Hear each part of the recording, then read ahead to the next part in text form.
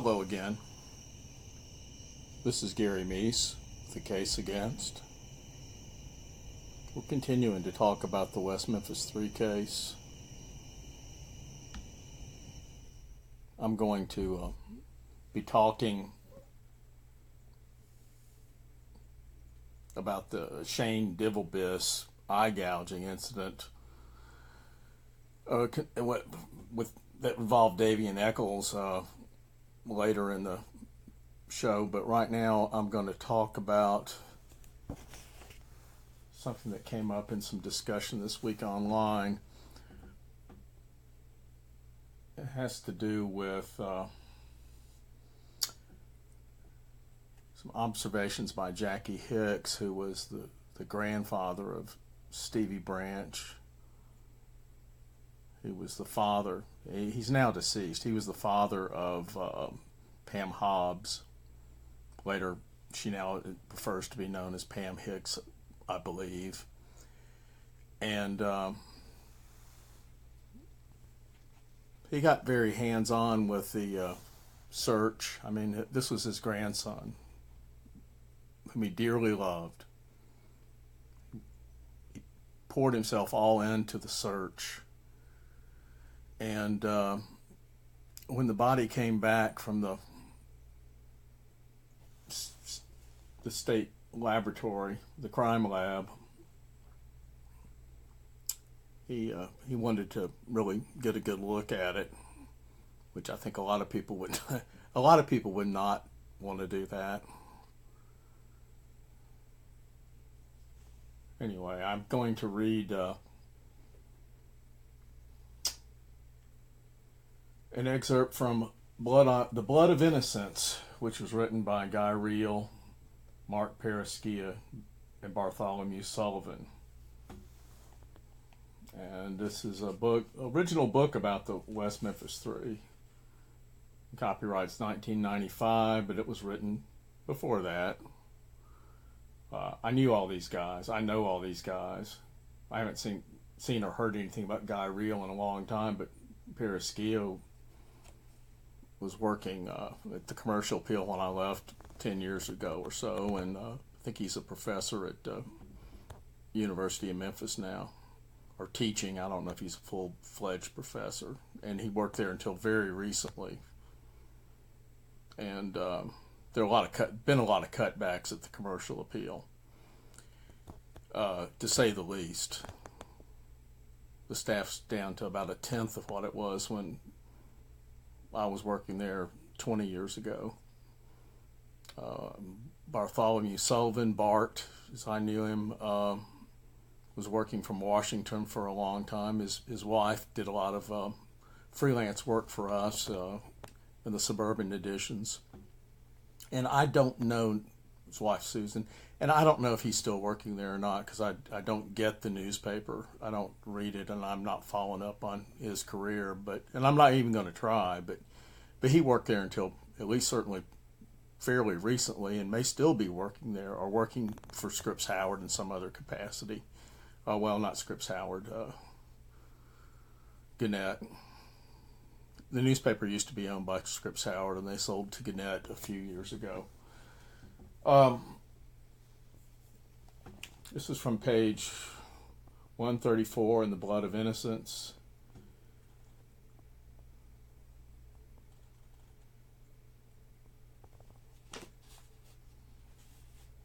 The family had decided to bury Stevie in Steele, Missouri, a town of 2,400, 15 miles north of Blytheville. It's Blytheville, Arkansas, where the Hicks family still currently lives. Jackie Hicks, Stevie's grandpa, grew up there and owned 11 burial plots in a cemetery just off Interstate 55. Hicks had been beside himself since Stevie's death. He could not rest. When the boy's body came back from the crime lab in Little Rock, Hicks insisted on inspecting his grandson's wounds. Hicks watched helplessly as funeral director Charles Adams pulled Stevie's broken body from a plastic bag. This wasn't his grandson. It couldn't be. Just a week earlier, Stevie's little face had smiled into his, blue eyes flashing, when his grandpa gave him the new Renegade bicycle. Now the face was unrecognizable. It looked to Hicks as if Stevie's jaw was nearly torn from his face. The shiny blue eyes were busted. Quote, "Some son of a bitch has done a number on this baby with a pair of combat boots or engineer's boots," unquote, Hicks told himself. Then others. He looked over the body carefully. He could see no marks on his grandson's wrist where he'd been bound, but he saw that one ankle had a bruise, quote, "about as deep as cigarette burns pulling into his skin," unquote. Hicks could not stifle his curiosity. He inspected his grandson's privates. There was a scratch beside the boy's penis, Hicks noted. But he assured himself his grandson had not been raped. "I'm not a professional. I'm not a doctor," he said later, "but I don't believe it. I don't believe Steve was raped." Jackie Hicks ate. His body was still sore from his slide down the ditch in Robin Hood during the search for the boys. But it was more than that. He was at a loss. This mountain of a man, this ex-cop, a former wrestler, he now felt utterly helpless. It was inhuman the way Stevie looked. And that's sad in itself. I looked at the autopsy photos of Stevie Branch more closely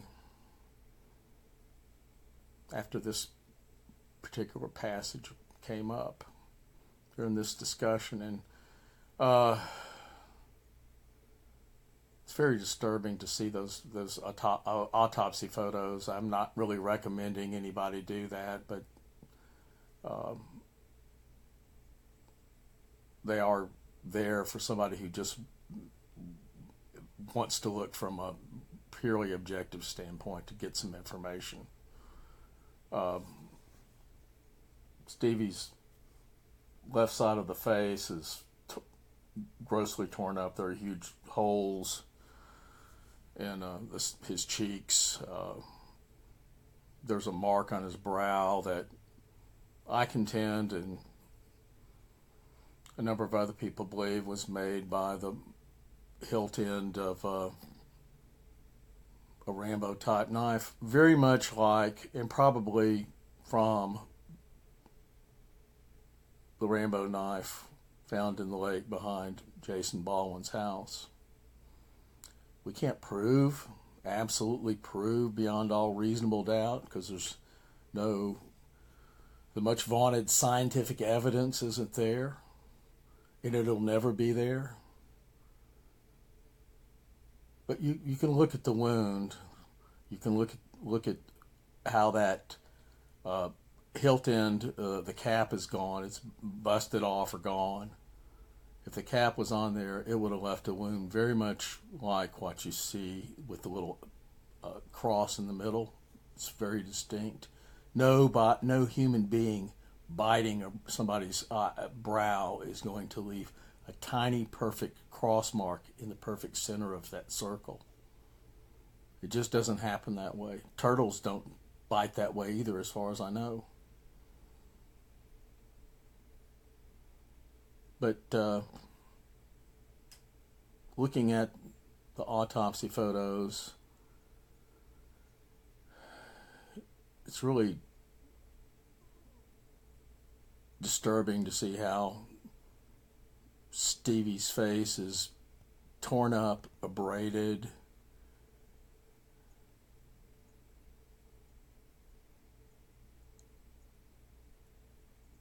The description of the West Memphis Three smashing their boots down into those boys' heads and faces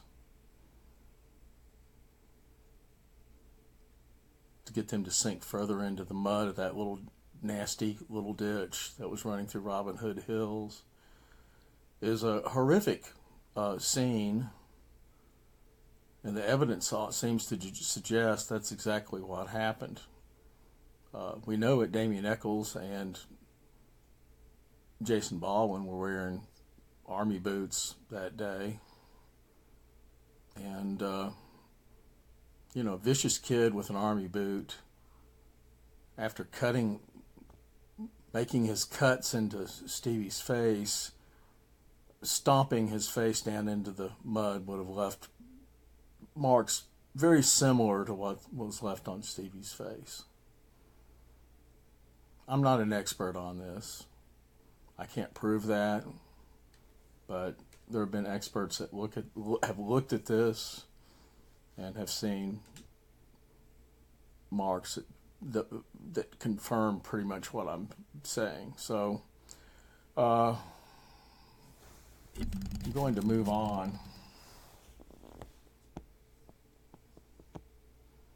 I want to say one more thing. Doing a brief discussion online with somebody, and they do one of these, I've got some information that no one else has about this case, and when I reveal it, all will be revealed and it'll be clear. And it usually has to do with somebody beside, almost always has to do something with somebody besides the three killers. And usually they prefer not to look at the evidence against the three killers. They're interested in finding some obscure fact that they want to pull out to use to prove that it was really somebody else. Harping on a particular time that Terry Hobbs said he was in the woods, that would have been the same time that the boys were being killed, even though Hobbs didn't even say that, for instance, is a pretty common thing. I think he said he was there around 6. He wasn't very exact on the times, as I recall. And there's no way he would have been exact on the time. So to say he was in the woods when the boys were being killed, ergo he must have killed the boys, is frankly ridiculous. He wasn't exact on the times. He wasn't very precise about where he actually went. And it makes all sorts of assumptions that just don't really hold up under scrutiny. You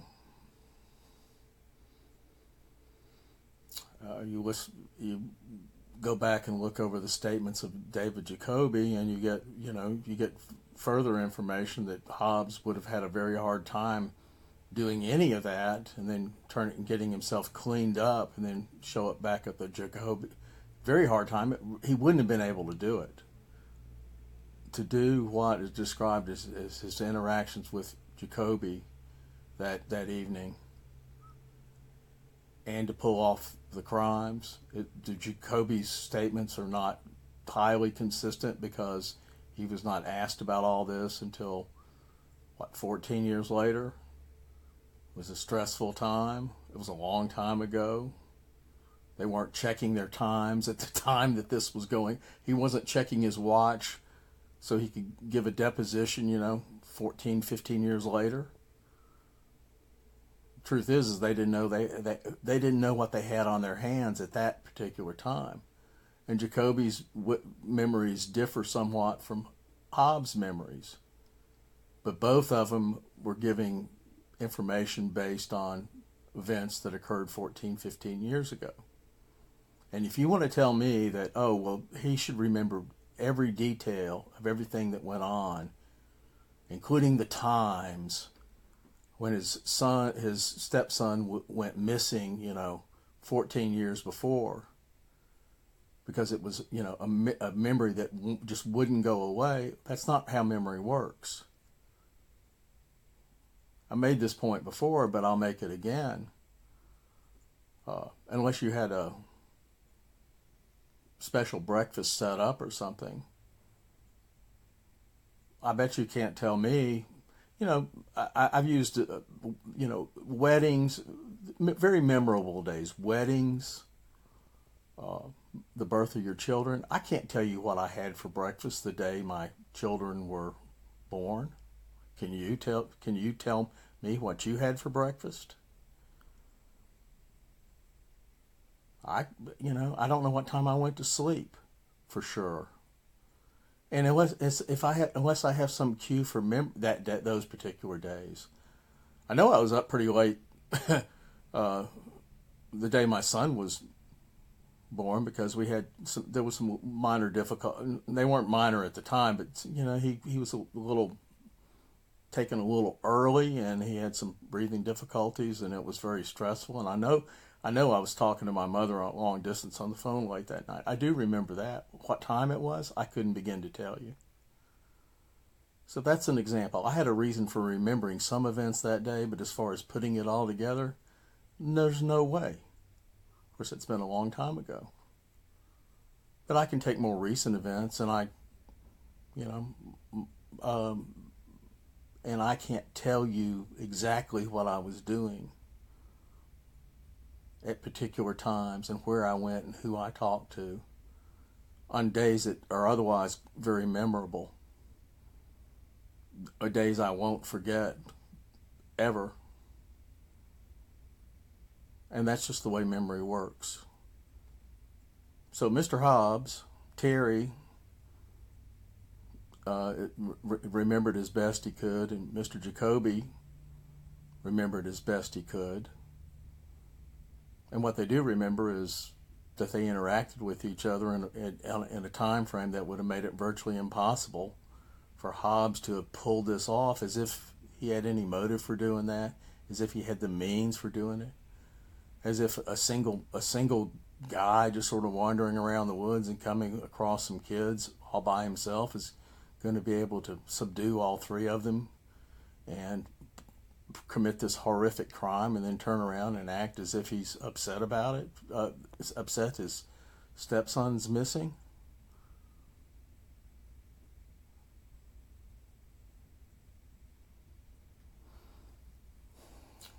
Anyway,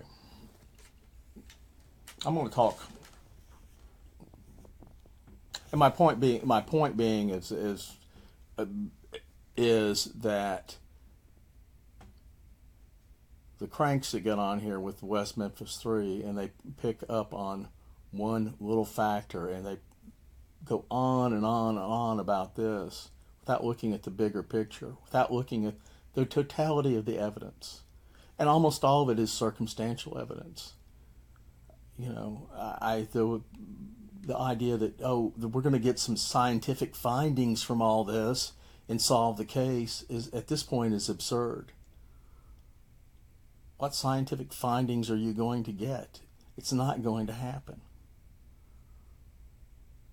The forensics are done on this case unless somebody wants to spend even more money than Peter Jackson and Johnny Depp and whoever, and Henry Rollins and whoever else contributed, Eddie Vedder, whoever else contributed to the West Memphis 3 cause, and enabled them to do the testing of the materials that they were doing for the evidentiary hearing that never came about, because the West Memphis 3, instead of presenting their evidence and saying, hey, look at this, we've got new evidence. It looks like somebody else did this. We certainly didn't do this. Why don't you set us free, or at least give us a new trial, and let us prove to the state that we couldn't possibly have done this, and in fact all the evidence implicates somebody else. Instead of doing that sort of legal action, what legal action did they take? Just short of a deadline to present all this wonderful new evidentiary evidence, which is a lot of DNA testing, which is expensive, and they'd spent the money on it. It's not as if they didn't have the money to do that. Just short of the deadline to present this to the state, what happened? They politicked for a plea deal and got it from a weak, feckless weasel named Scott Ellington, who no doubt got a little bit of an arm twisting from Dustin McDaniel, who was buddies with some of the West Memphis 3 attorneys, and they had a bunch of them.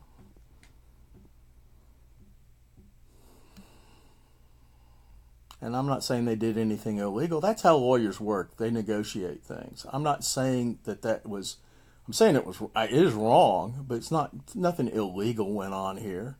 It's what happens every day in the legal system. And every day people are outraged by things that so-and-so got off with this amount of sentence.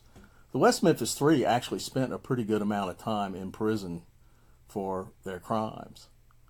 You know, frankly, in a better world, all three of them would have been hanging from an end of a rope roughly April of 1994.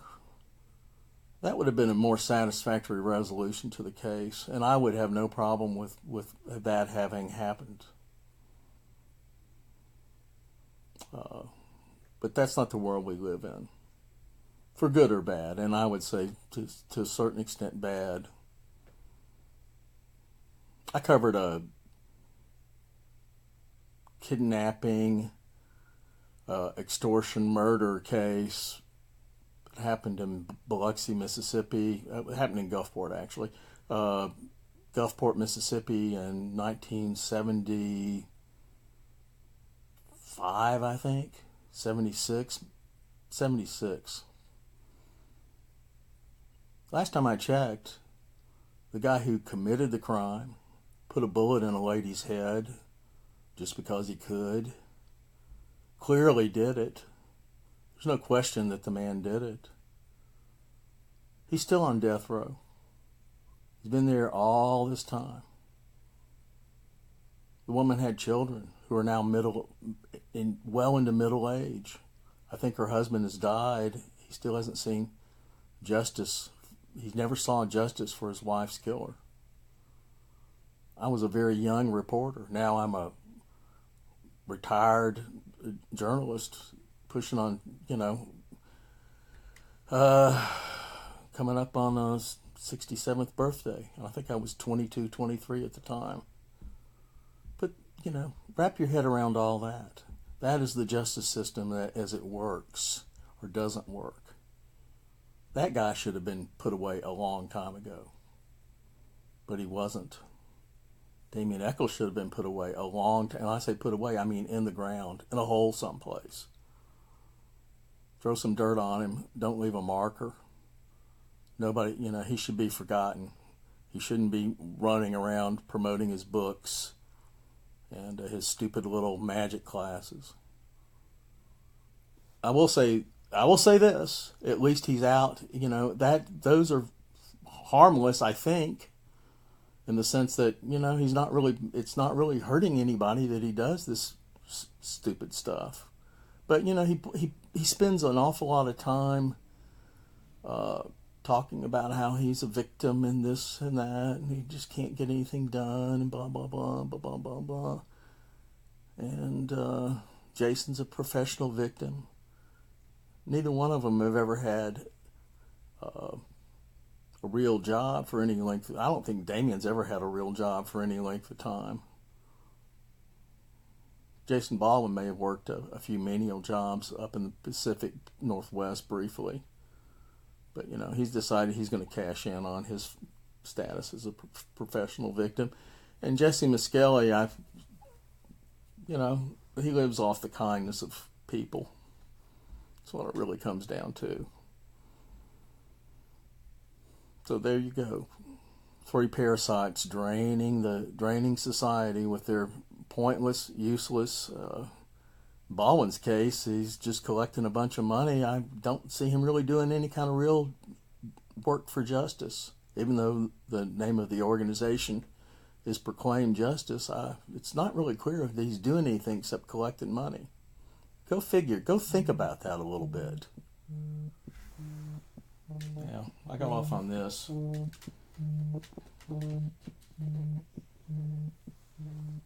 And maybe I shouldn't have, but I did. Anyway, I'm going, and I know I say anyway a lot. I'm trying to improve my delivery on some things. I'm going to read from Blood on Black, which is one of my books available on Amazon. I have another book. I have a 2-volume set Blood on Black and Where the Monsters Go that really lay out the whole case as I see it.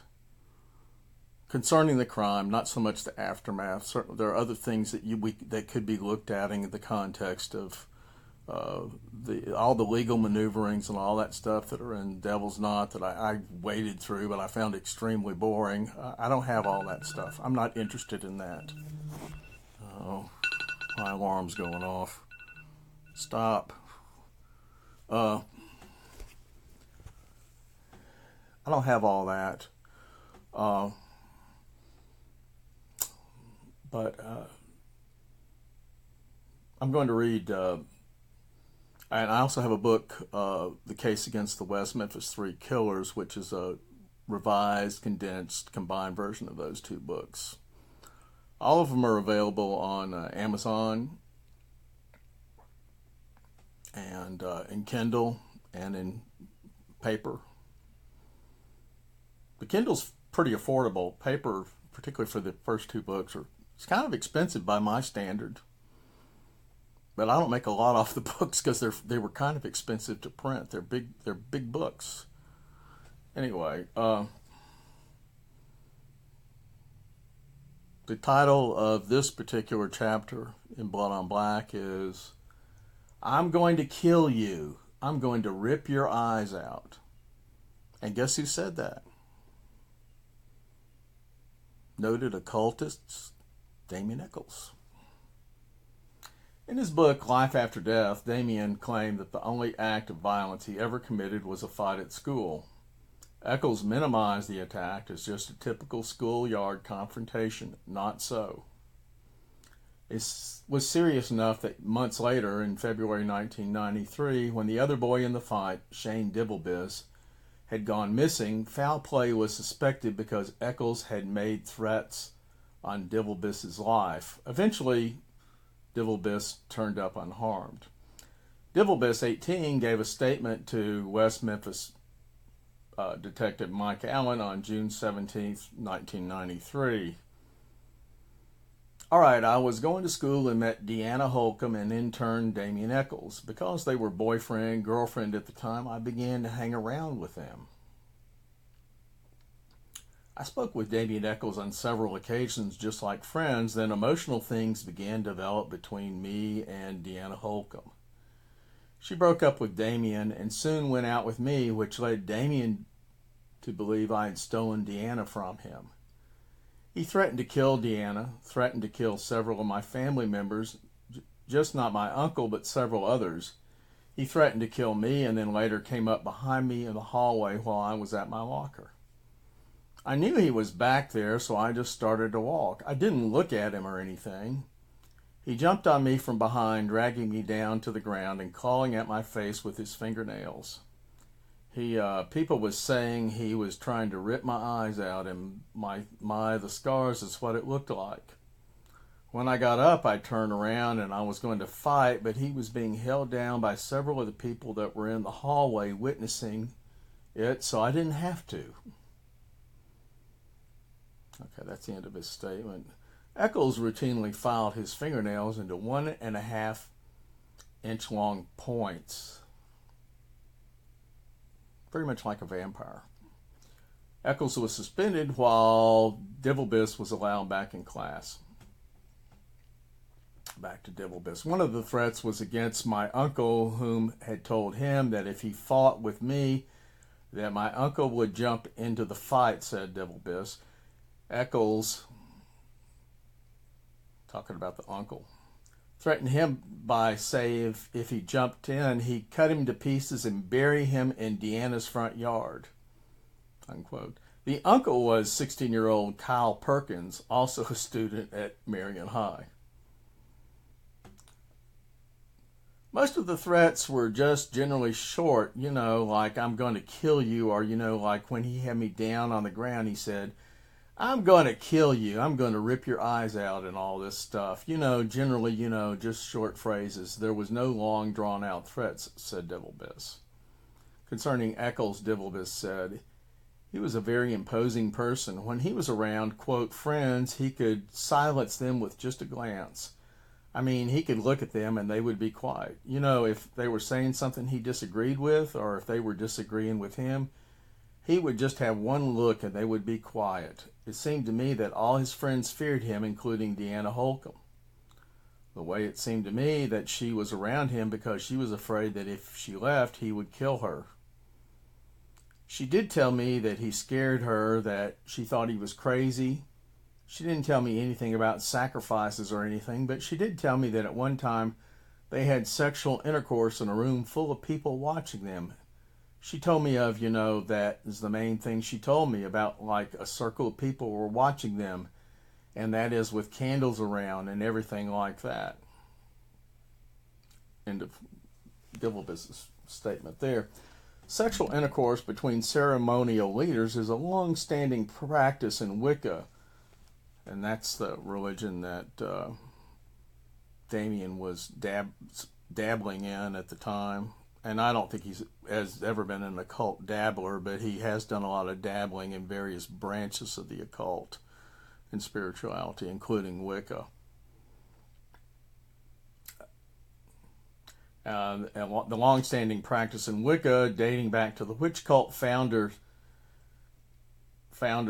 Gerald Gardner's proclivities for flagellation, nudity, and exhibitionism.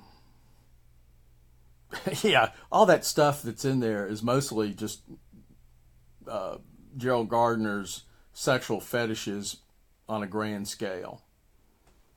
And he's British, and apparently there's something about the British and the British schooling system that breeds a taste for flagellation and humiliation. Anyway, Divilbiss said Echols was highly intelligent and he know a lot of things. He knows how to work with a person's mind. He can manipulate a person's mind to what he believes in. Divilbiss described Baldwin and Holcomb as susceptible to another person's mind. Divilbiss said Holcomb said that he proclaimed himself to be the son of Satan occasionally, that he did some strange things that led her to believe he was demonic. He let off the image that he was generally, people would think he was like a Satan worshiper just by looking at the time I knew him. Just because of the way he dressed, just his general outlook. Excuse me a second.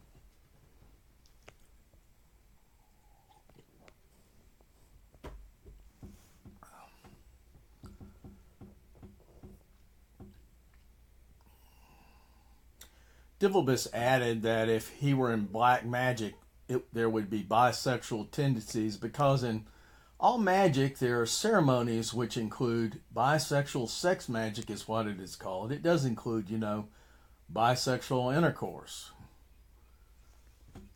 That was his quote. Divilbiss said Echols wore necklaces and things like that with bones in them, and had given Deanna Holcomb a golden coin and a crow's foot when they broke up.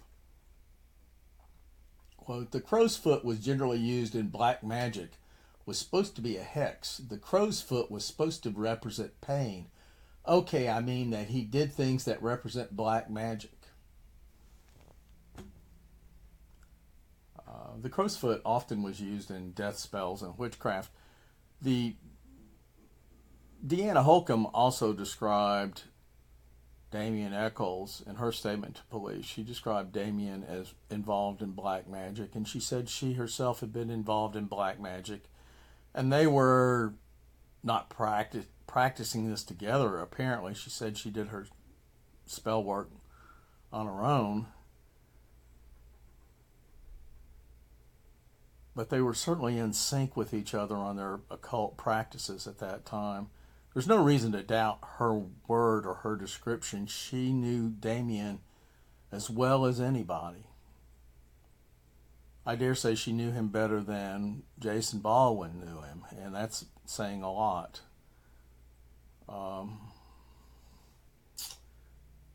It's pretty clear that Echols thought of Deanna even at a very late date, even in Life After Death, you can see that he is still thinking of Deanna as his, lost soulmate. And of course, he's found his other soulmate with Lori Davis. But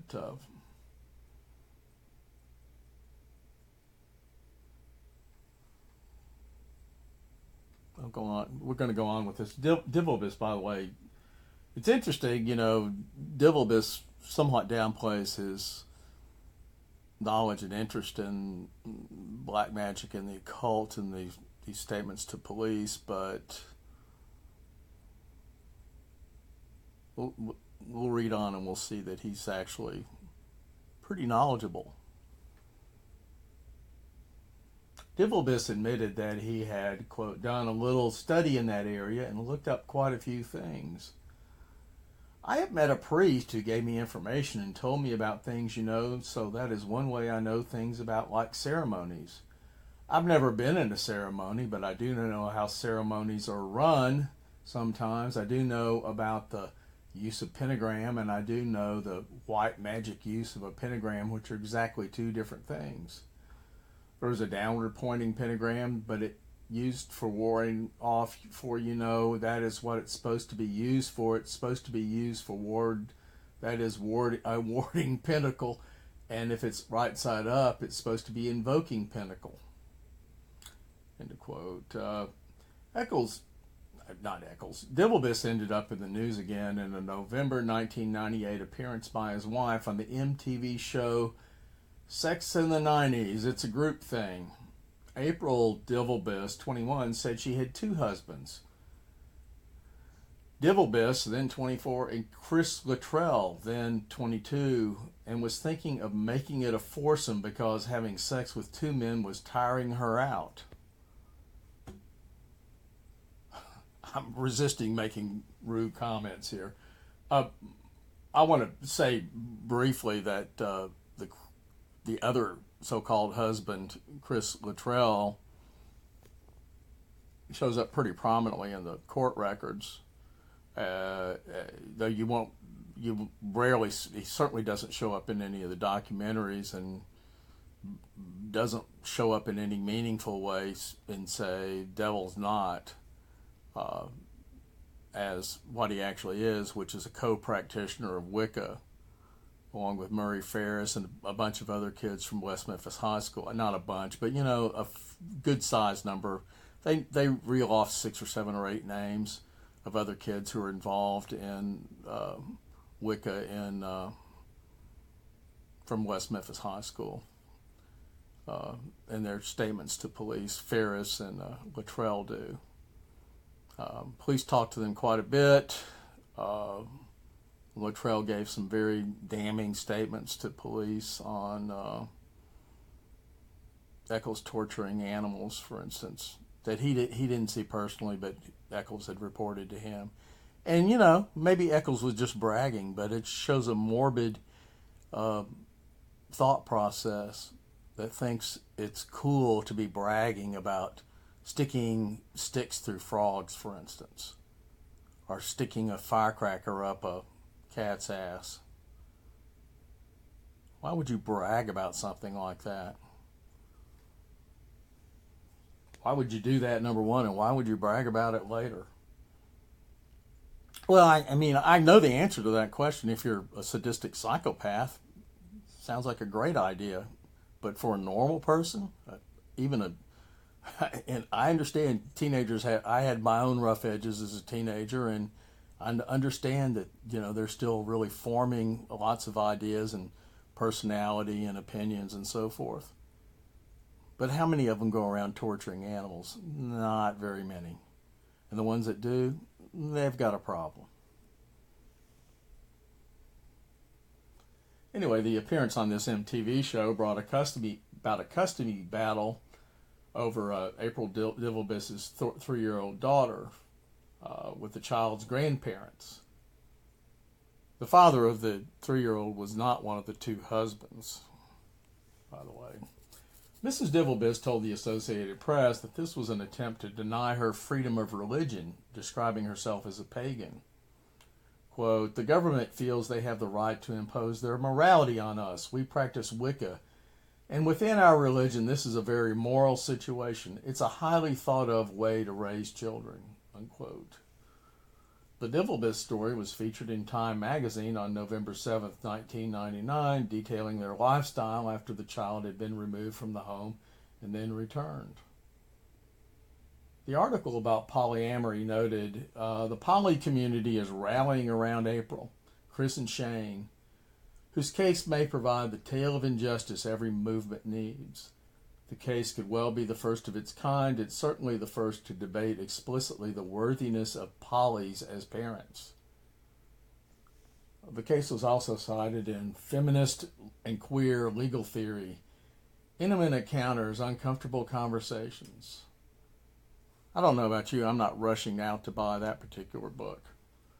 In a July 17th, 1999 story in the Salon Web magazine.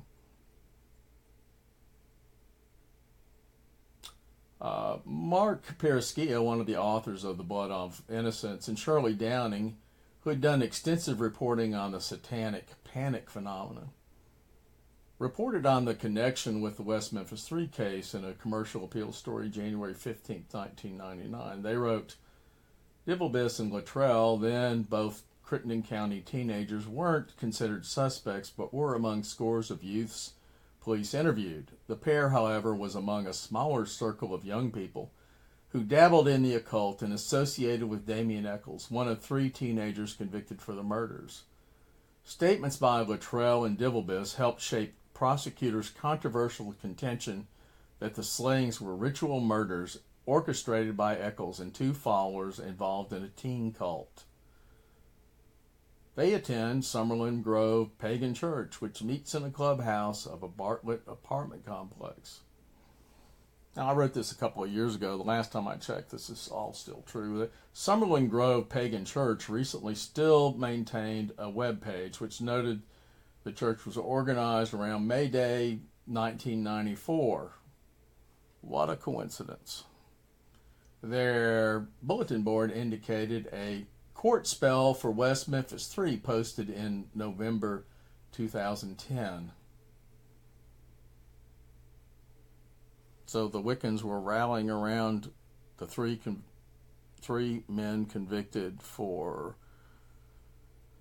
killing 3 small children in what may or may not have been a ritual occult killing. Nice. Divilbiss and Luttrell did not know each other at the time of the murders, but met about a year later, which actually would have been around May of 1994. Neither testified at trials, though Luttrell was subpoenaed. April Divilbiss, quote, "expressed surprise at a story she said she never fully heard before," unquote. The polyamorous relationship did not last. On Friday, March 23rd, 2012, Shane Divilbiss died in his sleep, leaving a new wife among his survivors. And they, I don't know the state of Mr. Divilbiss's religious affiliation at the time of his death, but I will say that the ceremonies were held in a Protestant church.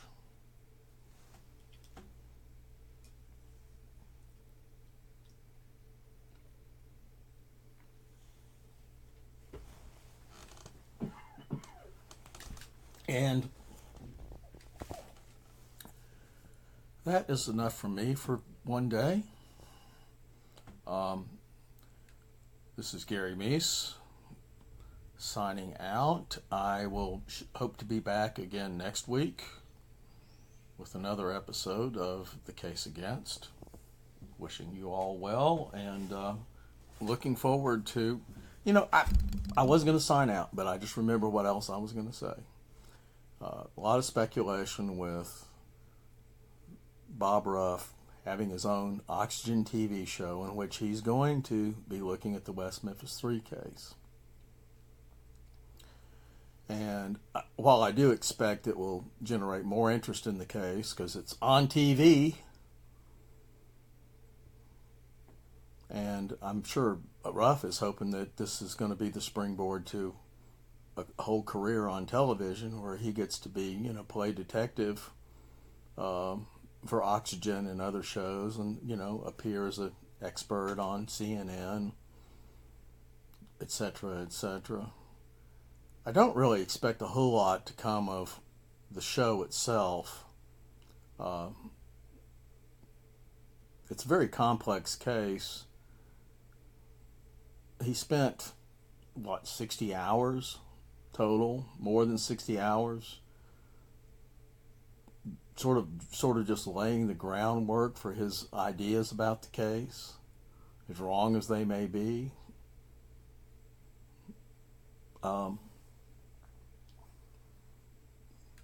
Last year,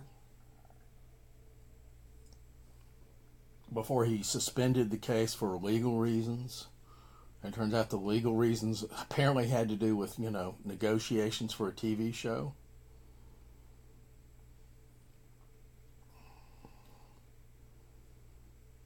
So, what's he going to do on it? He's got to present something that's palatable for the TV viewer.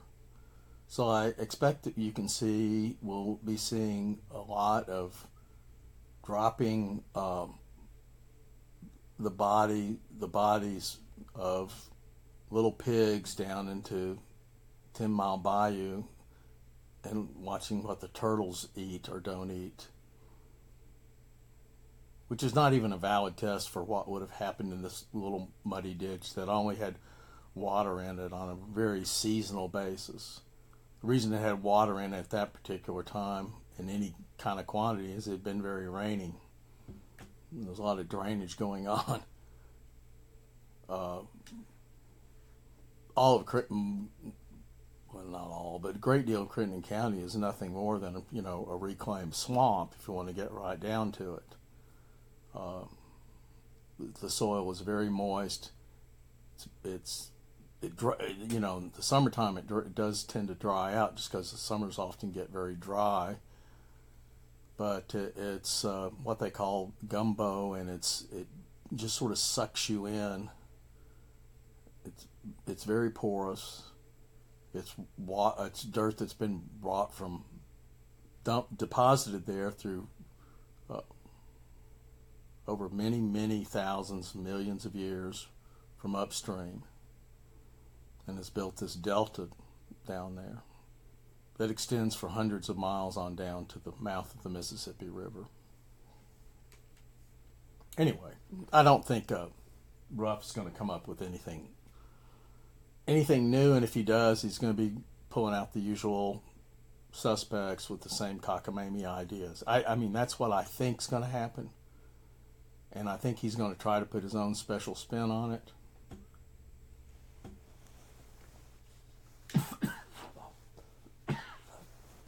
But I have no idea what that would be. But I think it's probably going to be laughable to anybody who really knows anything about the case. Will the TV audience eat it up? Maybe. I would even say probably. A very similar sort of audience seems to have eaten up the message in the Paradise Lost movies, even though they don't really present a whole lot of real evidence one way or the other.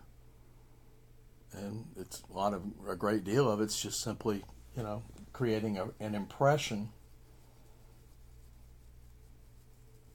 that somehow this obviously weird and malevolent teen and his two buddies somehow didn't commit this crime without ever showing most of the evidence against them. And the only, the evidence they do show is usually the most egregiously over the top stuff, like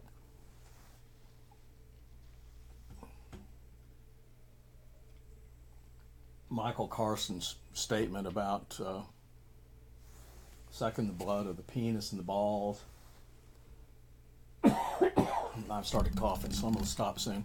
And I'm going to stop very soon. And some of Dr. Dale Griffiths' less convincing statements, pulling up stuff about black T-shirts and that sort of thing. Now I really am going to sign off. Have a good week. Thank you.